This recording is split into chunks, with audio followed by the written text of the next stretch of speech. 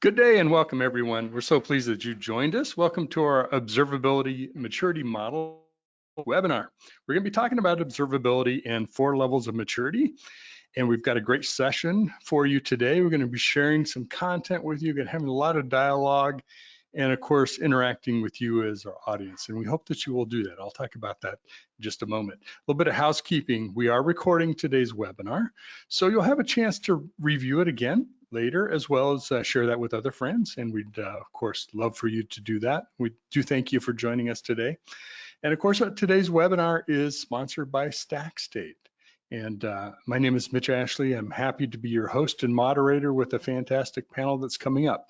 Also do want to mention too that the observability maturity model that has been put together by StackState is nearing its final completion. It's in those later stages of getting ready to hit the presses. Not quite ready today, but you'll be hearing from us in the near future. Everybody that's registered for today's webinar will be contacted and have an opportunity to get that document that you're going to be seeing some of the preliminary content from today. So let's jump to our agenda and talk a little bit about what we're going to be covering.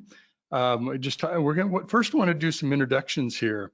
I am joined by, I would consider both 2 fabulous experts, and maybe hope they don't mind. Consider them really good friends, colleagues in the industry. We're going to have a great discussion. First is Brian Dawson. Brian and I have known each other for a number of years, and he's currently a DevOps evangelist with Ripple, and we've known him as a DevOps expert for many, many years. Brian, wonderful to be joined by you today. Thanks for being on the panel.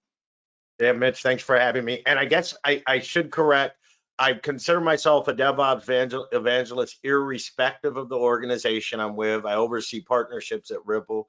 But Mitch, as always, great to be on talking about an important topic with you.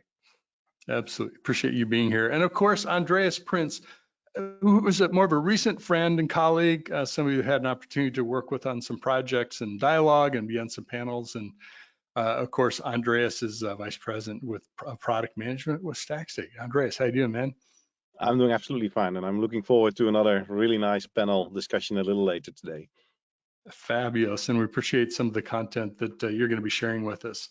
So Andreas is going to be speaking first. We're going to be talking about the need for observability. If you're new to the topic, this will be great. If you're very familiar with it, I think it'll tie a few things together for you. We talk about the observability maturity model and kind of where that's going. And we would love to have your question. Now you can enter questions into the GoToWebinar tab, go to the questions tab, put your question there, and we're going to wrap that into our dialogue as we're moving through some of the content here in the panel discussions today. We'll try to get to as many questions as we can. We've got some really great content that may stimulate some of that. So don't wait till the very end. Toss your question in there, and we'll try to wrap it into the best place that makes sense to kind of make that part of our conversation. You can help shape the dialogue, so we hope that you'll do that. There'll also be a couple poll questions that we're going to ask you to respond to.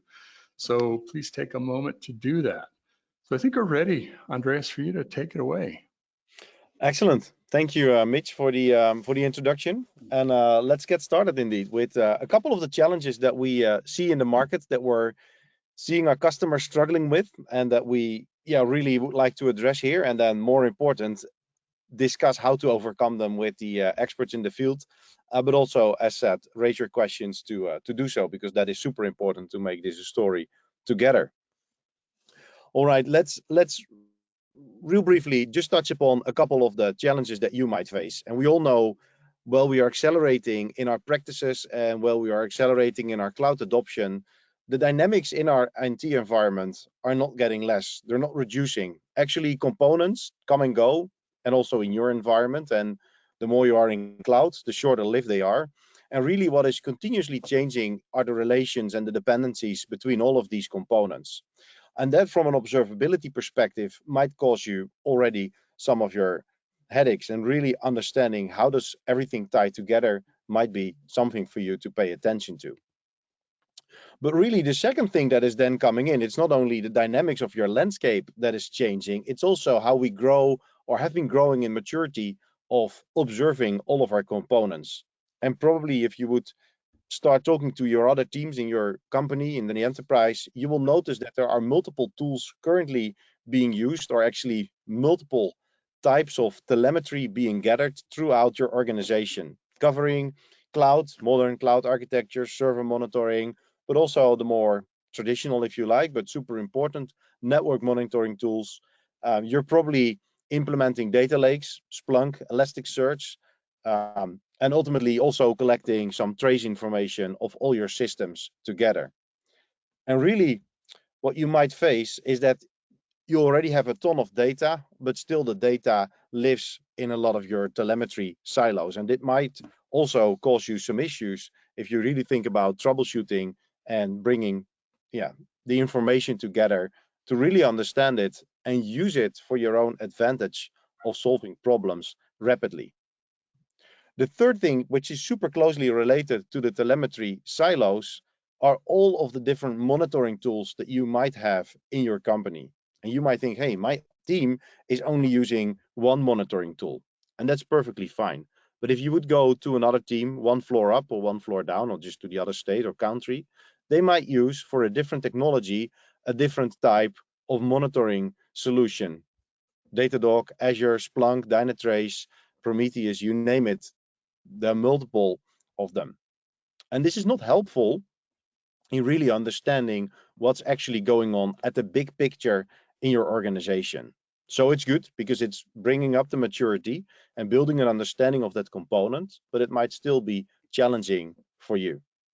And then, as you all know, is all these tools also bring different type of insights, different types of dashboards.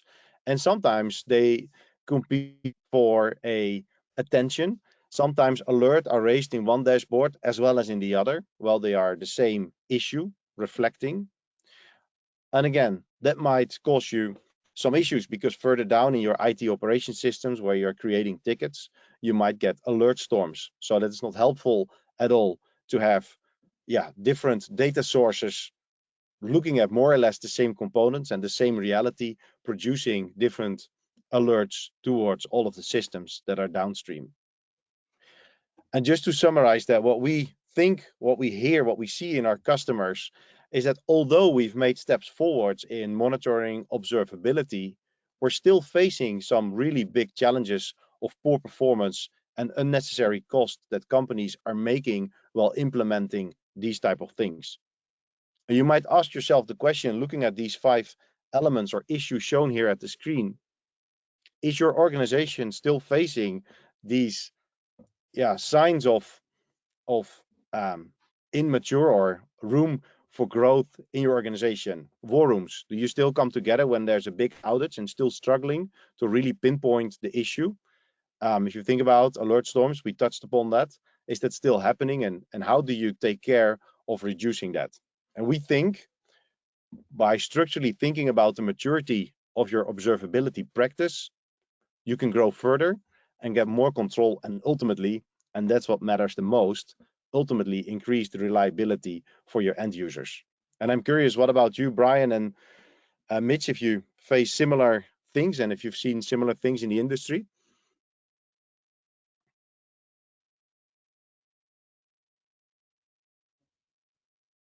Mitch, I think it's Mitch.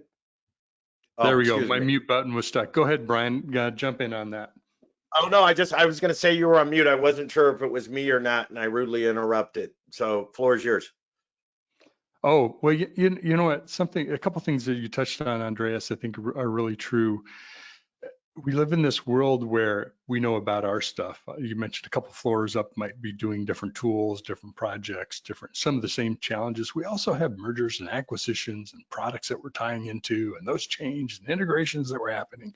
So this environment of constant change, both things that we're introducing and things that are being introduced for us, whether we choose to or not, kind of that thriving on change. The change is a constant that you mentioned, Brian. I totally relate this because it isn't one tool that does one thing. It's the 5 that we have and the 2 more we're going to have a year from now when that acquisition is completed. It is a real challenge. And guess what? The buck kind of stops here with observability, right? This is where it all comes together.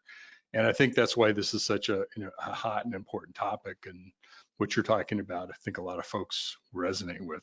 Brian, what do you think?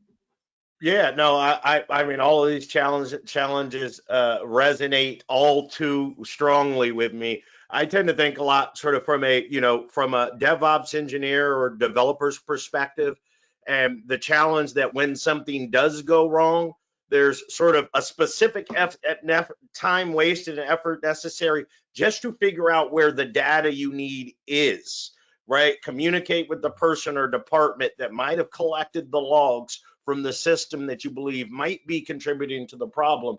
And you tend to have to cross those organizational hurdles and those reporting solution silos before you can even begin the work of fixing the problem. I am particular on this slide when we talk about inefficient war rooms. And as you ask, Andreas, do we still come together in war rooms, right? And I think about this idea that as somebody that's responsible for uptime of a system or responsible for delivering changes into the system, what I ideally want to see is a level of self-service, right? I have, not dueling dashboards, but one source of truth where I can go retrieve information that'll help inform either my remediation or even better, the solutions that I'm delivering, so I'm consistently ensuring stability. But yes, absolutely resonates, Andres. Yeah, and to briefly comment on what you just said, Brian, the word came into my mind are the experts, the gurus, the super senior people in your organization. You often need them at the most crucial moments, and I think everyone attending here knows 3, 4, 5 of these people, probably in an entire R&D or an IT department of 200 people who are always involved in doing these troubleshoot. And if you think about that, the impact and the risk that companies take by relying on just a few of these experts to really do the heavy lifting, that's something where I think, hey, how can observability, while continuing to grow and maturing, how can the observability practice really, solve that problem? Because these people will retire in 15, 5, 10 years. And how do we then capture all the knowledge that has been built up in the company? Yeah. And kind of back to the Phoenix project. Yeah, right? exactly. The Phoenix project, single point of failure. Yeah. And it just popped, Andreas. Look, observability is sort of aggregating this data, presenting it in an intelligent way, ensuring that you can do some proactive versus reactive discovery versus troubleshooting. Actually helps better connect and bind the organization, right? Delivering on this promise of a DevOps approach. Yeah, and one other thing that came into my mind, also having a background in DevOps and then more the dev side of the house, at my former company, we've seen this practice maturing rapidly with all the automation, and I would say also the ability to increase the quality and the control of what's being pushed to production.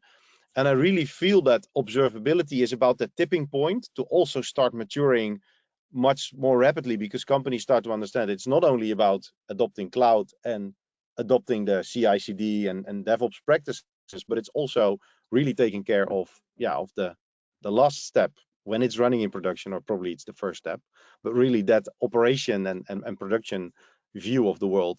So yeah, I'm curious to the years to come how that's maturing. Great. Why don't we inject a poll here? I think we've got a poll ready that we can put up for our audience. We want to ask about what are your organization's top business related goal and IT related goal for observability? So what's kind of the business driver behind this? So love to have everybody just take a moment, pick the one that you most resonate list from that list. Ensuring customer satisfaction, insights for business stakeholders, predictability, SLOs, SLIs, feeling confident IT integrations are working. What resonates with you? So just take a minute, click on one, hit submit, and we've already got a great number of responses. Wow, you're a great audience. I don't need to say more. We've already almost got half the folks that have jumped in here. So we're going to hit 50% here, and then we'll stop our poll and then move into the next phase. So perfect. We're well over 50%. So we're gonna do something kind of different. I'm gonna break all the rules here, right? Like we'd like to do with DevOps. So we're gonna show some of the data, the results of that poll, just a little bit. So we want to suspend that question and move into the next section, and then we'll come back and revisit that, because I want to get to the maturity model, and then I think we can tie some of those connections together. So Andreas, back to you, man. Thanks. Excellent. So the beauty behind the observability maturity model, it's that it already exists for quite a bit of years, but it started as the monitoring maturity model when the market was really adopting monitoring, and that started for us about 7 years ago. And what we discovered over the years, while the practice was maturing, that we need to revisit actually the levels, but also the understanding of the entire observability practice. And one of the really important things, and this might be a surprise, is that what we've put on the left side. What is ultimately the goal? Why companies should invest in observability? And it sounds probably obvious, but it's all about reliability and, probably more important, customer satisfaction. And why I'm saying this, because often we take a very technical approach for monitoring and observability, looking at components as we're observing them from a technical angle. And with this observability maturity model, we're really trying to pivot our view. And if we talk about the higher levels of causal observability and proactive observability with AIOps, really take that end customer satisfaction into account. And then we'll notice throughout the next few slides why that matters. So the first two levels, we're all super aware, monitoring, observability. The step from 1 to level 2 is relatively small. It's more or less a kind of a continuum of the practice, taking more data into account, and then stepping up with causal observability and proactive with AIOps. That's a big step forward. And let's take a closer look on how we see all these practices coming together and evolving, and ultimately what it brings you as a company to really mature the practice and drive this forward. And then we're gonna talk about it and discuss it more extensively. All right. If you think about really kind of the basics of monitoring, it's really answering the question, is it working? And by now, when many companies have matured already to level 2, you might ask, yeah, was it really where we started? But if you just think about it, 5, 7, 10 years ago, we only harvested information from the outside, and we could only answer if my component is working. Usually, you focus on the component by component basis, and the components are reflected kind of with basic metrics into your dashboard. So where that is helpful is it provides you an understanding from a component perspective. Where you might still trouble is in the understanding of how stuff is related to each other, as well as what is the overall health of my landscape. And ultimately, that is what matters, because it's ultimately about that end customer satisfaction. So the market evolved, and a couple of years ago, right, observability was introduced with the 3 pillars of metrics, logs, and traces. And that is helpful because it's not only answering the question, is it working? But it's giving us a little bit deeper insights again into a component. Why is the system not working? And in particular, that understanding is important for the feedback loop back to your DevOps teams, because then they can start improving the services or the components they are developing and they are responsible for. So it's super helpful to mature the practice from just monitoring into observability, injecting these comprehensive metrics. But still, it is answering the question on the why at a relatively limited scale, because you still don't know about the dependencies. And doing this, and to Brian's earlier point, going into a war room is still extremely labor intense to really discover what's going on. And that brings the question, I do feel for all of us, is there something beyond using metrics, traces, and logs that's helping you as a company to focus on the bigger picture and be able to find a root cause of an issue ultimately much faster? And really not only taking a look at traces from a technical perspective, but utilizing this type of data to start answering business questions. And that's how we see the market evolving even further towards the third level of maturity. And that is called causal observability. Because you not only want to know why something is not working, if you're looking at the bigger picture, at a larger landscape, you also want to answer the question, what is the cause of the incident? And what is the impact of that particular incident? Remember, it's not only about a technical view, but it's really about how does the end-to-end trace look like in the end-to-end chain, and what is the impact from a customer perspective? What is the highest component reflecting my business functionality? And to do so, we need to take into account two additional dimensions. It's not only metrics, traces, and logs, but you need to think about a reflection, a representation of all your components in your landscape, and that's what is called topology, reflecting all your entire landscape being brought together, really connecting the pieces of the puzzle together. And not only knowing that from the moment now, but also having an historical view of all of this. And why is that important? Because if you need to travel back in time to do troubleshooting, you need to know how does my landscape, how is it evolved? And in particular, doing cloud native development, that becomes extremely important. So it's more or less a map that describes the set of relationship and dependencies. And it makes, and that is really funny, the invisible connections visible. Think about a DevOps team developing an application and being dependent on a little component in another team. They might both observe their own landscape or their own components, but not aware of the connections between the components. And then in case of an issue, it really hurts. I mentioned time as such is essential to understand at level 3 how your landscape is moving forward, because it's continuously changing, as well as the telemetry that is feeding into the topology is extremely important. So having that map, you can now start correlating all of your telemetry to the right components, and then really start answering the more advanced or fancy questions. Is what did your stack look like before the incident? What did change at that moment in time, or even before that incident has happened?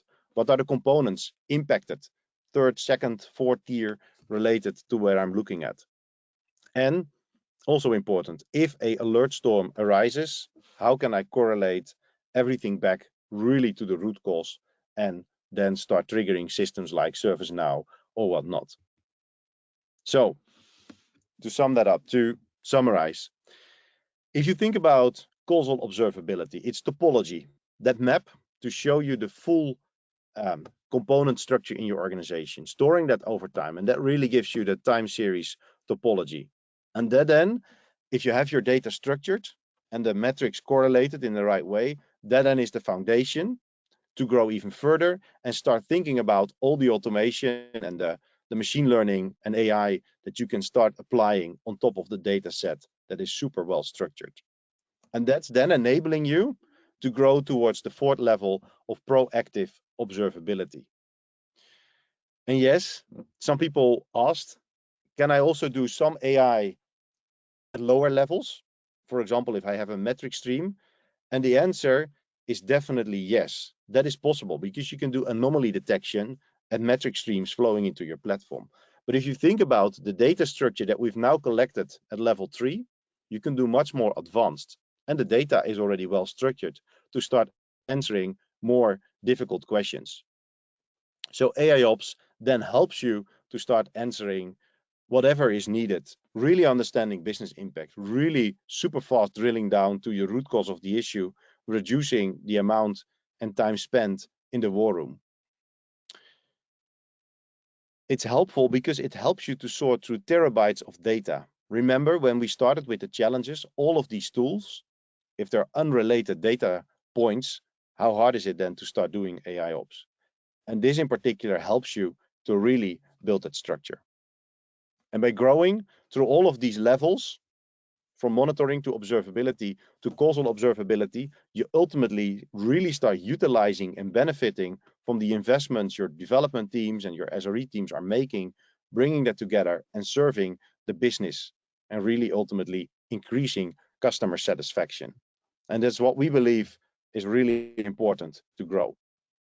And what we did pretty recently is we did a little research with TechStrong together, innovation at the speed of observability, really to understand where is the market at this moment. And what we've discovered is that it's pretty nicely distributed over the first 3 levels, more or less. So 35% of the people would say they're still at the monitoring, 34 say, hey, I'm increasing, I'm growing, I'm using OpenTelemetry, I'm really at the observability level.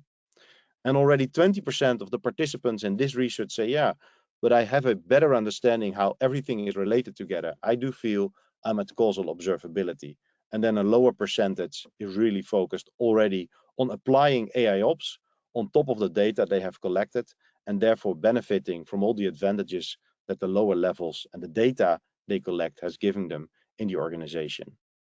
And this is really how we see enterprises growing further and really maturing in the practice of observability. And with that, I do feel we can slowly move to having a conversation with the audience, Mitch, and probably another poll. Yeah, I'd love to do that. First, I want to get Brian, any reaction to that sort of adoption curve in this maturity model about what you would expect? Are we ahead, behind? Kind of what do you see this as? Hope you're on mute, I think, Brian. There we go. The first thing that resonates with me is that if we flash back to, I guess at this point it'd be 8 or so years ago, and in the Jenkins community, as we sought to capture the maturity of people implementing continuous delivery at an enterprise level, this almost exactly mirrors those 4 stages. And that's it. There's a notable drop as soon as you get to moving out of team silos or functional or organization silos. We drop by 50%, right? And then we look at, again, and it's about what, 18% of people that are at level 4 as opposed to level 1 and 2 combined, right? So I think a couple of things. One is it's promising. 2, though, is we shouldn't underestimate the proportional difference between the people in the upper half of maturity versus the lower half. And 3, I think where I get a lot of promise and optimism is this is the early stages of the continuous delivery movement, and it gives me optimism that we're going to follow that career trajectory, kind of that trajectory of the space where it just becomes the way we do things to kind of live in 3 and 4. All right. And then lastly, and I know this is far from a short response, is the seam between level 2 and 3, though. I think, Andreas, we talked a bit about this earlier. It's where bigger organizations are challenged. And this is, now we have to aggregate across functional, organizational, team, et cetera, boundaries. And that's where there's a lot of impedance. Yeah. Yeah. And to that point, it's counterintuitive to the movement that we've seen in the last few years, where we said, no, we believe in autonomous teams, and every team should be able to do whatever he thinks is the best for his limited set. And I sometimes feel that we've optimized a kind of on a small island where we lost sight of the big picture. And I really hope that with the ability of the tools and the automation that we're swinging back to the other side and say, sure, there is a huge need to optimize for your local needs. That's why you need to go through observability metrics traces log first before you can think about capturing the big picture. But people should not say, no, I'm autonomous and therefore I'm not contributing to the big picture, because ultimately, let's take a banking transaction that goes through 5, 10, 12 DevOps teams, right? At Bank of America, or here at the big bank in Europe, Deutsche Bank, or so you need to collaborate to really observe that end-to-end customer picture. Yeah, but it's probably sometimes counterintuitive to the autonomous movement or the self-service movement.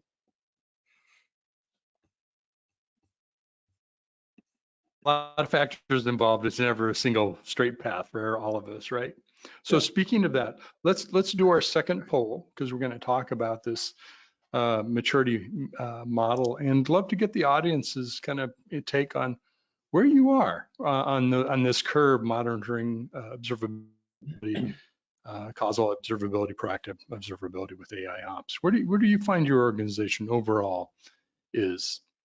Curious to the reactions that we'll get from our audience today. Maybe sometimes these are similar to our research that we did at TechStrong research with you all, and sometimes the audience kind of takes it into a little bit different direction. You just never know. It's always interesting to find out. Okay, we're almost at that 50% mark. I'm not even going to have to break out the music, to while we're voting here. Really cool to watch these numbers move around here. I have to is. be a good panelist to not share, Mitch, but I want to talk about them though. Okay. But Well, let's do that. Let's go ahead and share the results. If you want to pop those up, please, and let everybody see that. Okay, interesting. So 40% monitoring. If you remember back in our model, we were at 35 for monitoring. The audience is 40%, and the research we had was at 34. The third level, Causal Observability, 13% here. Our research was at 19. That's interesting. And then the fourth category, fourth level, was at 8% here, was at 11%. Not too much of a difference there. Okay, Brian, we're unleashing the horses. Run, go for it. oh, okay. Oh, now the pressure. No, it was just really interesting to see how it shakes out. And I'd say largely it aligns in terms of trends, right, with what the research called out.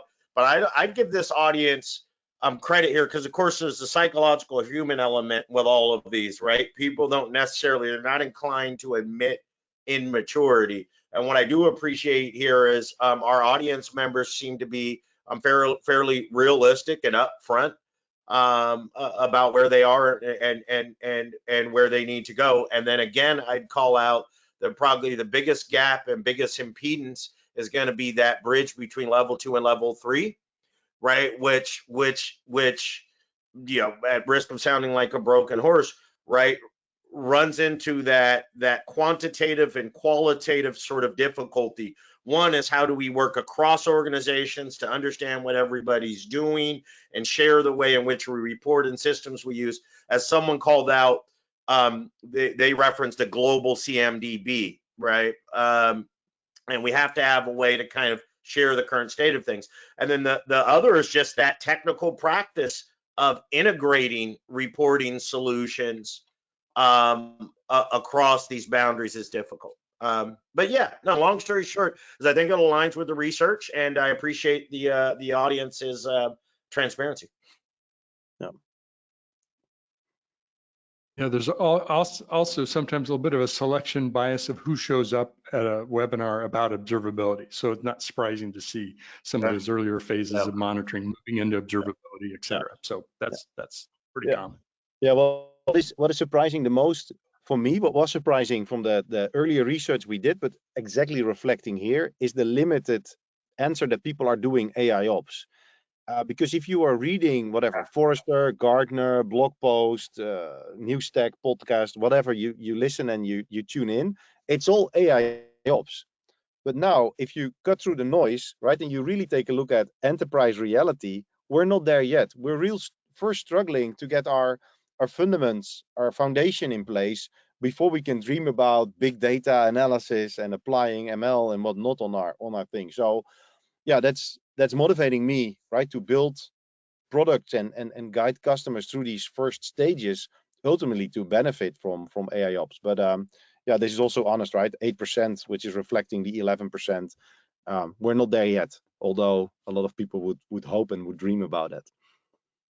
It's always a little bit of shiny object, right? With AI. Can I ask you, at risk of extending the time, in your experience, what are you seeing as what's the cause for the gap between level 2 and level 3? Is it that they need to establish their level 2 maturity first, or more that there are challenges when you get into level 3?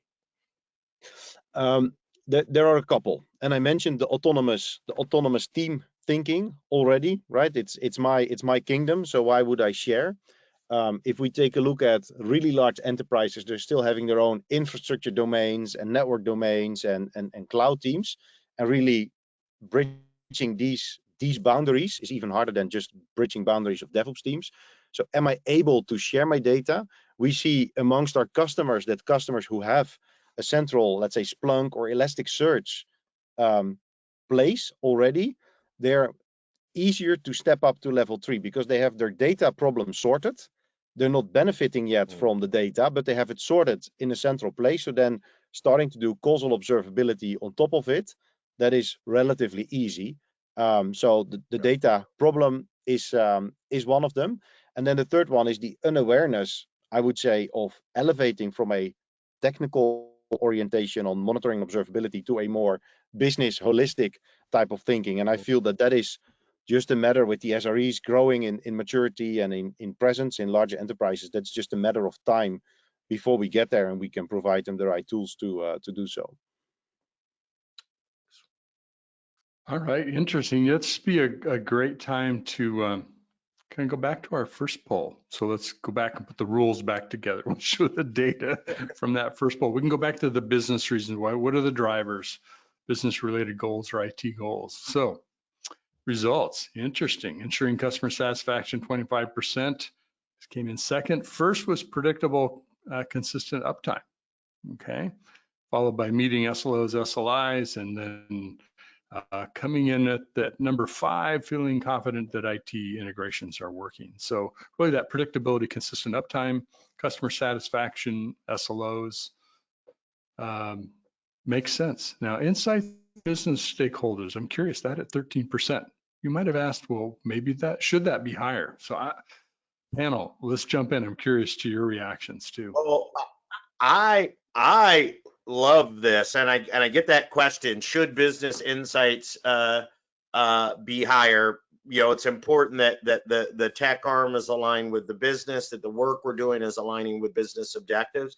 But frankly, I think customer is king and queen, right? And uptime in isolation, meeting SLOs, SLAs in isolation, that matters for not unless you're ensuring customer satisfaction. And I think that movement from uptime being first, but then customer satisfaction sitting right behind it, speaks to an anecdote that Andreas shared earlier, and that's that a customer travels a journey across multiple systems. I, in isolation in an autonomous team, can meet SLOs, I can ensure uptime, but I can still fail to have sort of a healthy transaction and transitions between systems for customers, and I'm still then failing to meet the customer's need. And to tie it all back, Mitch, I'd say, look, if our customers aren't satisfied, then you know, at its grossest level, we're not meeting business objectives. I still have yet to see a business that doesn't prioritize customer satisfaction, right? Yeah, at least one that's around very long. Yeah. Right. I mean, yeah. I know my auto mechanic down the street doesn't prioritize customer satisfaction, but that's because it's a hobby. Anyway, that's a whole nother topic. Andreas, jump in before I don't know where I'm going. Take us back, get us back on track here. Yeah. So I feel it's pretty. The answer there is promising, and I do think it's also reflecting the trends that we see in the market, but also at their customers. So if they talk about customer satisfaction or a kind of focused on the business, it all starts with the more technical ways of looking at it. So that's uptime. That's really knowing, is my system working? Can I reduce the trace duration, really to increase the experience that the customer is facing at the application he's interacting with, my insurance company or my telco or whatnot. What is hard, what we see, is that although there is a promise of measuring or the digital experience monitoring, right, which are nice fancy terms, or using open telemetry to instrument your applications with business KPIs, again, this is an exercise that exists on paper, but we barely see in larger enterprises because they already are growing their maturity of monitoring and they're not yet ready to really instrument their code with more business-oriented metrics, right? And although that's possible with open telemetry, they're simply not there yet. So they're just embracing open telemetry to do so, but growing in that maturity. So it's interesting to see in the poll data that some are moving into that direction, but then the lower category of thinking about SLOs and uptime, that is a kind of the biggest group combined. And I feel that comes first if you reason from a engineering R&D, and then the second step you can think about is, okay, if I have this in control, then let's think about business KPIs and these type of metrics. You know, I'd like to introduce another factor into this. You know, there are the complexities of our world too, and it's really easy to think about problems as sort of a static thing. Here's what we're trying to do today. We're really trying to implement observability in a moving target, right? Because the code's changing, the infrastructure stack is changing, technology we're using, business requirements, and what we're implementing in our code, systems we're integrating with, et cetera, open source that we, whatever it is, it's not a static problem we're trying to solve here. It is a constantly and more rapidly moving problem. Agree? Disagree? Am I full of it? You No, think this has got some merit? yeah. I never thought about it like this, but if you articulate it, I fully agree. Already changing a language under the hood, right? Moving from whatever, Angular to React, or from Java to Scala, right? And if you think about the output that your tools are then all of a sudden producing, you need to instrument it again, create the right logs, the metrics, and whatnot. Not talking about CI/CD, the cloud infrastructure, right? All of this really coming together. Yeah, and then you probably also have a CEO, right, that sometimes is asking, why is IT so slow? Why is R&D not producing more features? But if you think about this, right, it's quite a bit that is changing all at the same time. Yeah.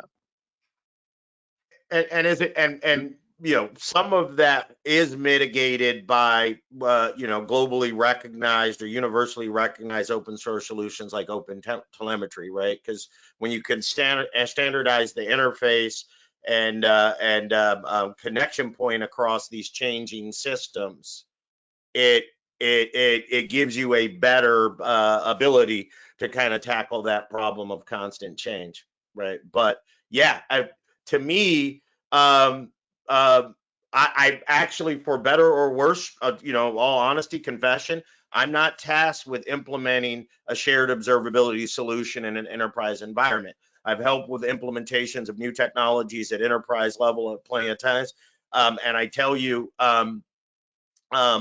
that it's not necessarily a simple problem to get to level 3 and level 4 when you take in account all of the kind of dimensions of change that are happening. So kudos to those that on the call that are taking that challenge on. Yeah. And then one step back, just to augment your open telemetry a little bit. I'm surprised how rapidly this is picking up with various of our customers. They're asking, hey, what is, in our case, what is TechState doing? But also, they're really standardizing on open telemetry just to make sure that they can easier, right, exchange data from one tool to the other, or that they indeed have that standard independent of the technology that is producing the data, really to be able to, bring it together and then do the magic on top of that from a dashboarding or an AI perspective. And if you dive into the topic, if you're unfamiliar and participating here, it's really worth looking into it, because it's not only the open source movement picking it up, it's also a lot of the suppliers in the market that are standardizing on open telemetry. So it's really promising to become the standard of observability as such. It is remarkable. I think it's one of the bright, shiny, in a positive way, areas of open source where the new model has really has emerged, where the vendor community not only is adopting it, there's always adopting it and then you implement it, your flavor of it. And so we end up with 25,000 different flavors of the same thing. No, the vendor community is really solidly behind open telemetry.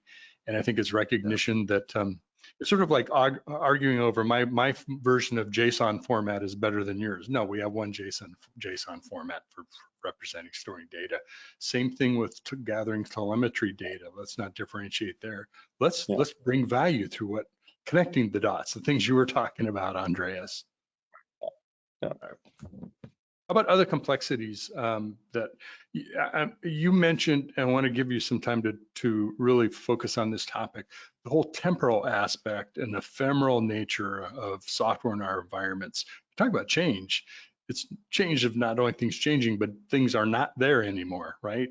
The number of instances of a microservices or cluster configuration or versions of a microservice or an app or whatever. Serverless components. There are any number of things and it can be seconds or minutes in time and change, or hours and days and weeks too. Talk a little bit about that, Andreas. Yeah. So the first thing coming in, there are two things coming into my mind straight. One is the impact if you want to do troubleshooting of components that no longer exist, right? So how do you keep track, and how do you understand that components who no longer exist might be the cause of the issue? So tracking that over time, I feel, is super important to be aware of. That's one. The other one, which is also really closely related, is with the move to cloud and container, outages still happen, right? Even at AWS. But it's compared to the previous technology stacks that we had, it's getting less and less. What is now the issue is the performance degradation of services. So engineering teams pushing out much more rapidly versions of their microservice, APIs, whatnot. It becomes more of a problem to, how do I know that the version I deploy now has at least the same performance and the same speed of processing, including my entire chain, than the one I had in production 2 days ago, 4 days ago, or a week ago. So that's another way that infrastructure modernizations, cloud in particular, Kubernetes, has helped us to reduce outages, but they're bringing another element of things we need to think about and we need to start observing, because they still matter for the end customer experience. You can still argue, it's still up, but if it's super slow, what's then the value of using these type of capabilities? So it brings another type of goal setting, I would say, to go over this and think this through.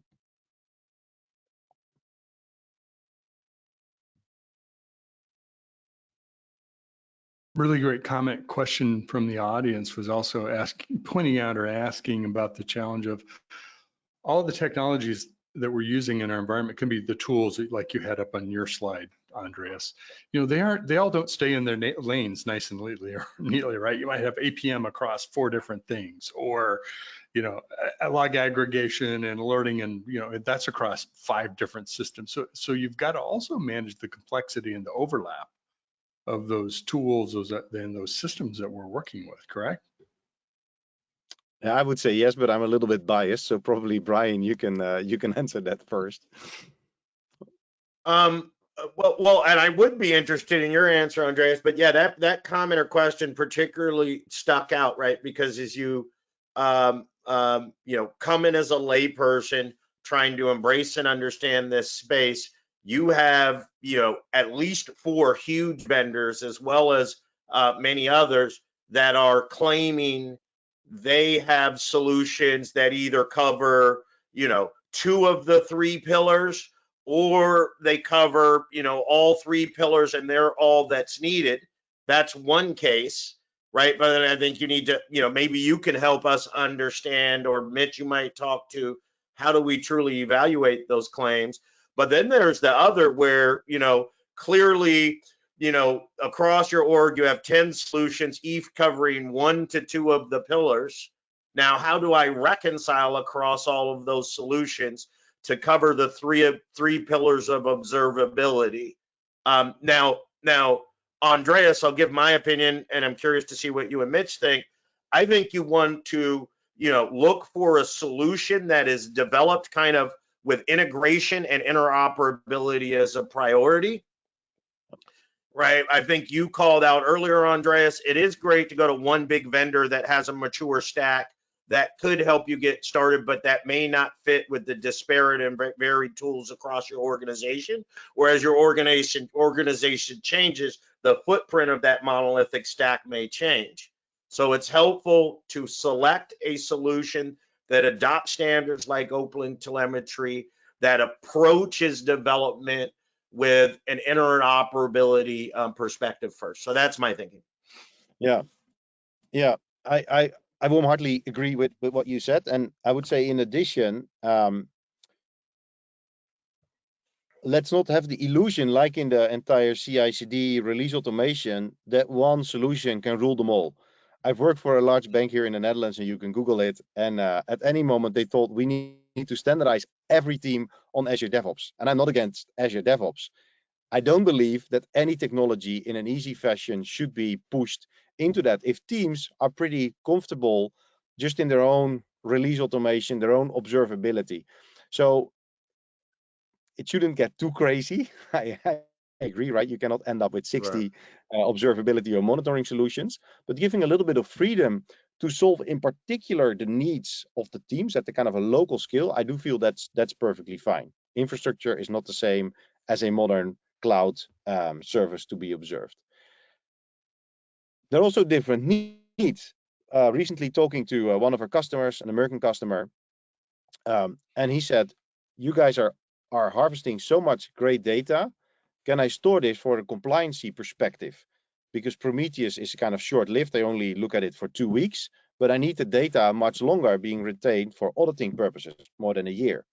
So you should not force then a Prometheus to solve these needs, but find other solutions that probably are a slightly better fit. And then if you talk about an easy way to exchange data through standardized protocols, open telemetry, whatnot, yeah, that might really help to have that in place. So talking about what are my needs from a team to team and a more holistic SRE or a business perspective, yeah, that would, I think, fill the different pieces that are out there in your company.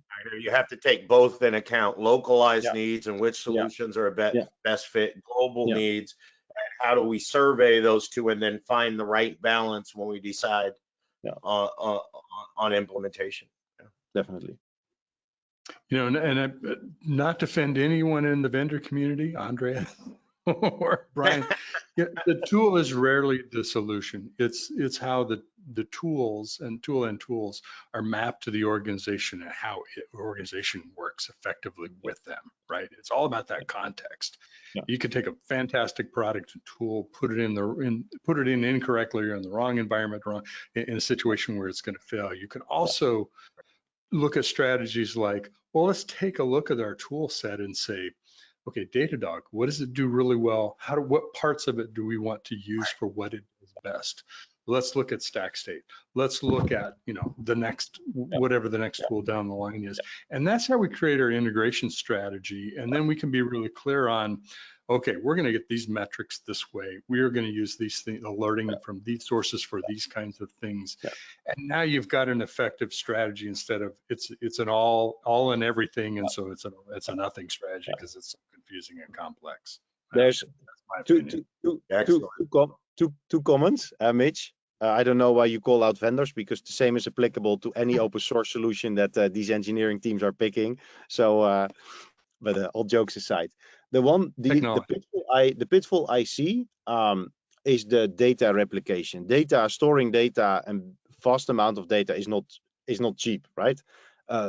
Prices are getting less, but storing a ton of metrics in 3-4 places, the same metric, because I do want to do it optimized in Datadog and Splunk and whatnot. So that might be a consideration to think about as well, not only looking at the capability, but also where does the data reside, or the biggest amount of data.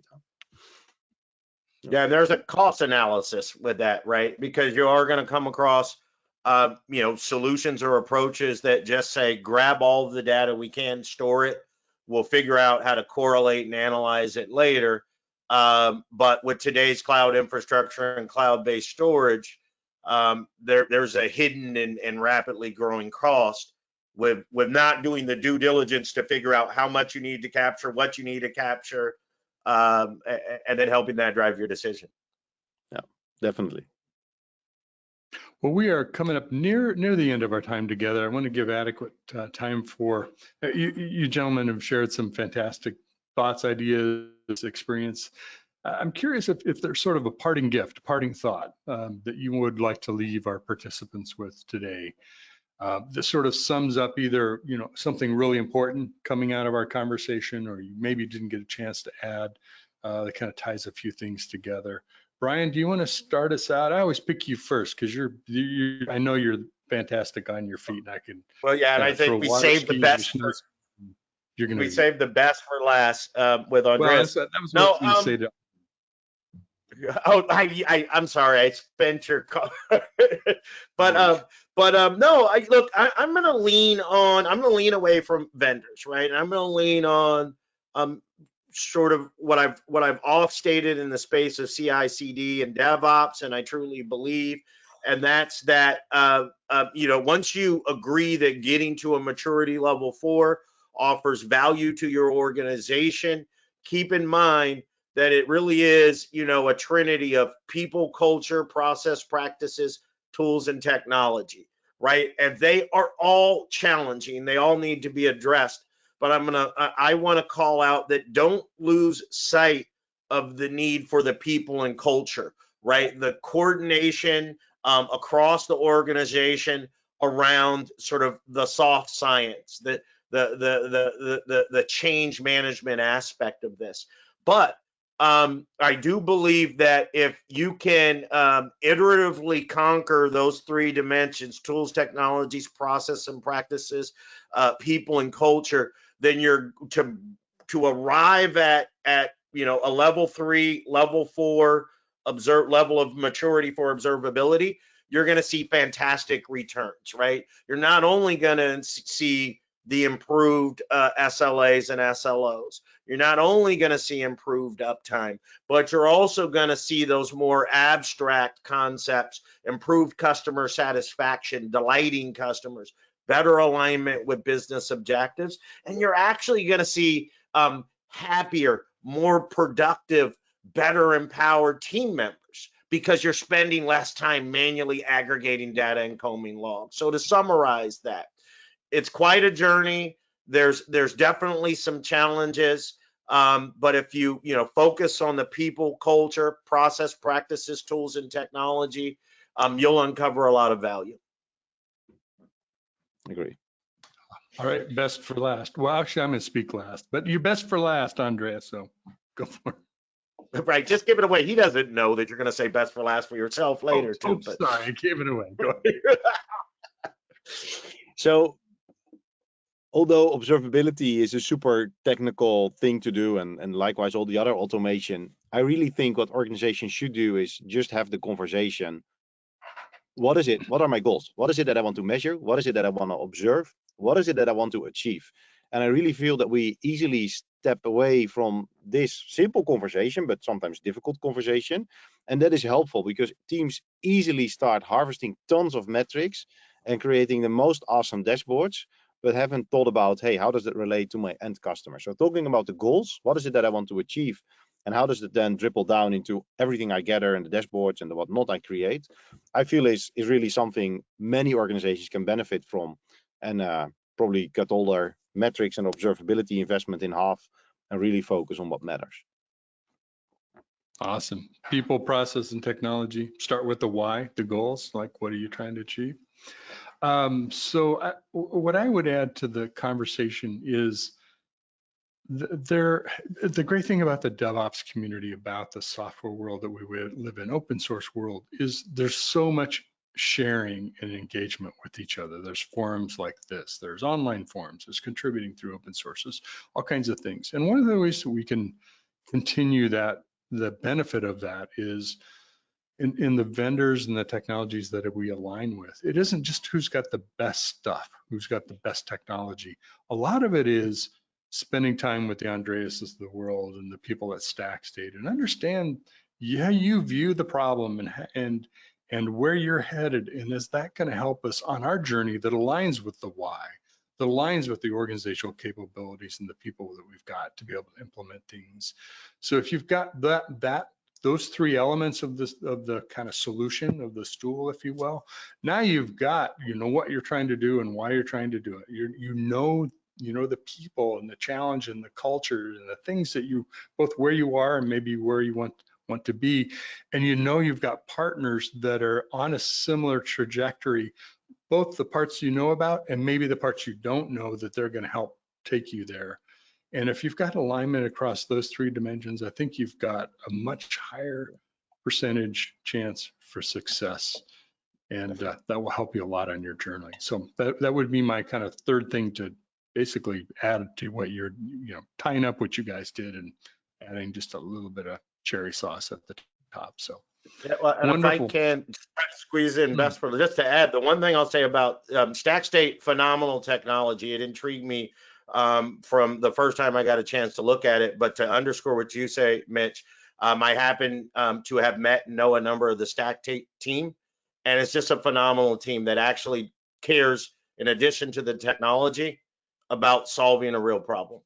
So so I wanted to squeeze in. We're still doing best for last, right? Best. Well, you figured out the rules.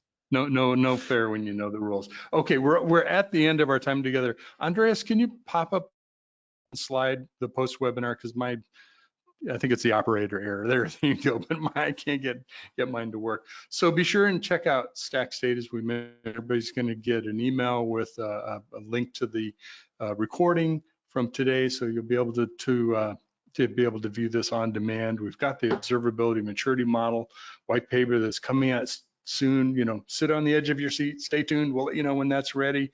It's not too far away from us. You can also reach out via info@stackstate.com and to get more information. There's also a demo that was posted in the chat on Thursday. So lots of opportunities for that sharing. You get to know the StackState team better. Speaking of which, well, first of all, I want to thank everybody on the team, starting with Andreas, but also Genevieve and Heidi and Jill, everybody that has been on today, helping us pull this together. You know, Lisa, and we make this look easy, but they actually help us make it look easy. So I appreciate Lisa and Heidi and Genevieve and the whole StackState team who have helped put this together. Most importantly, we want to thank you, our audience. You know, you spent a whole hour with us. I don't know about you, but my time's super valuable. For me to spend an hour with somebody, it's got to be good. So we appreciate you sticking with us, and hopefully we've brought a lot of value to you. And we're very honored that you spent your time with us today. So please join us by connecting with one of those places, the website, the demo, et cetera, and find out more. And we'll be glad to share that maturity model with you when it comes. Andres, Brian, thank you. You guys are awesome. Look forward to our next chance to have some more conversation. And thank you for everybody for joining us today. Thank you, Mitch. Thank you, Andres. All right.